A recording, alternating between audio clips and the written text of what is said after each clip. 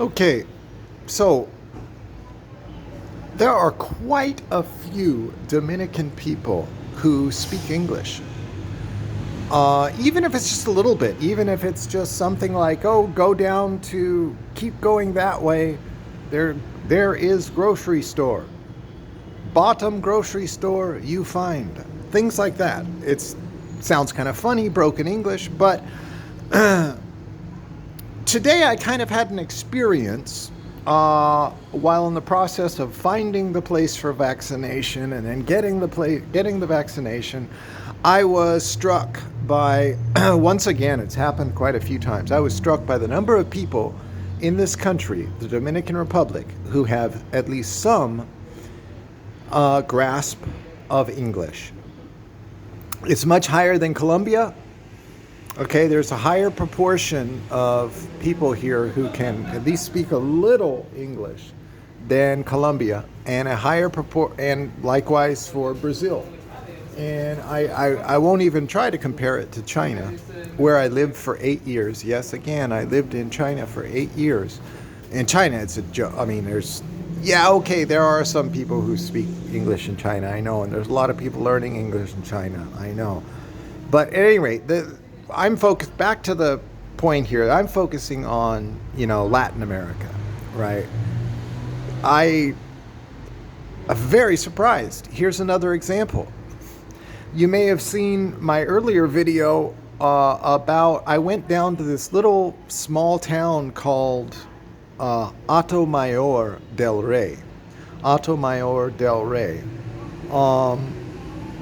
It's about, I don't know, about an hour west of Punta Cana. It's kind of in the middle of the eastern part of the island. I mean, it's a little backwards place. Anyways, the cousin of the girl I was meeting had awesome English. And he really didn't have any job to speak of. I mean, he didn't have any place to exactly apply it, but somehow, somewhere, I forgot, I think he told me how he came to learn English. And he did. I've been struck time and time again. I'll go to this. So at any rate, this morning, I was trying to find the location for the vaccination. They didn't say it was at Plaza Lama. They just gave the exact address, and it was kind of... So I was up in this little side street, and there were these little sort of mom and pop, nondescript Dominican stores, little shops, right? And it was, on the cusp of the city, the downtown. I'm kind of back out a little bit outside the downtown core again. I'm not far from my house. At any rate, in sort of the little shops that that are in lots of sort of the in and around the downtown core, they're not super nice, they're not super modern, but bam, lo and behold, I bumped into this lady who was able to tell me she's working as a receptionist at this little shop. And she was able to tell me exactly where the vaccination place is, and she was able to do it in English. Now, I speak Spanish, and I began speaking with her in Spanish, and she immediately switched over to English and I was just very surprised. And this person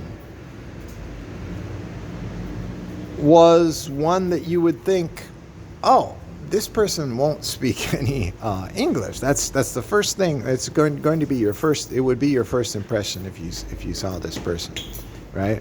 But no, it's like kind of in this little backwaterish 2-bit store, a person whose job is just to attend to retail clients by just kind of sitting there and hello, goodbye, take your money, take the, all of a sudden, bam.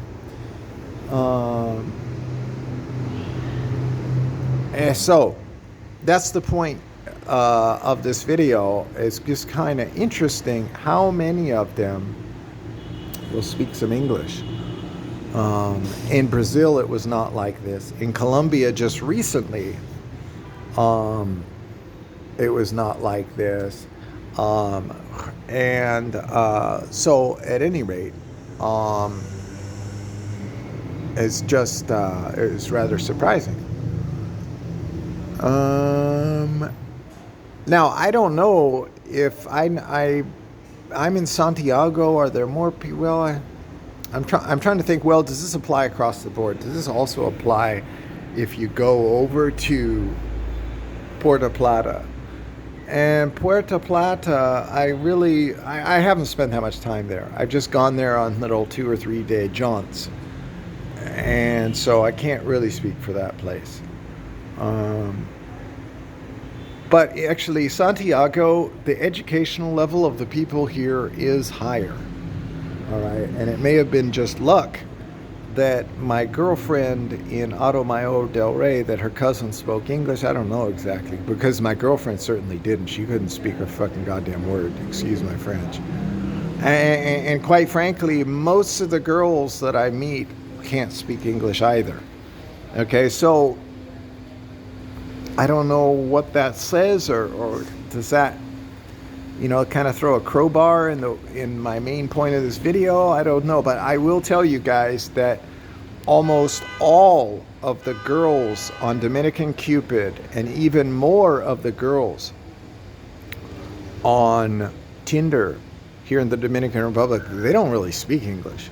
I don't know why that is, and yet here I'm saying there's a lot of people who do speak it. Well, maybe the people who speak it come out and make themselves known. I don't know. But here's another example. I was down at SmartFit. At SmartFit, my workout place, they regularly chime in and give me suggestions in English as to what to do or how to solve some little thing.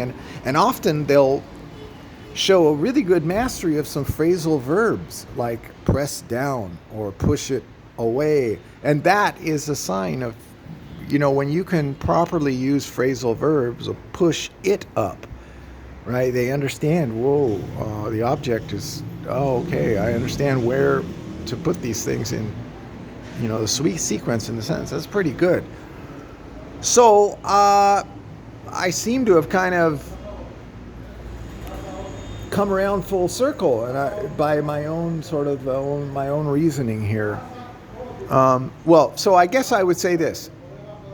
My conclusion would be this. There are many people here who speak English, but most of the girls that you meet on those dating sites do not speak English. Okay? You may have already discovered that. I don't know. But,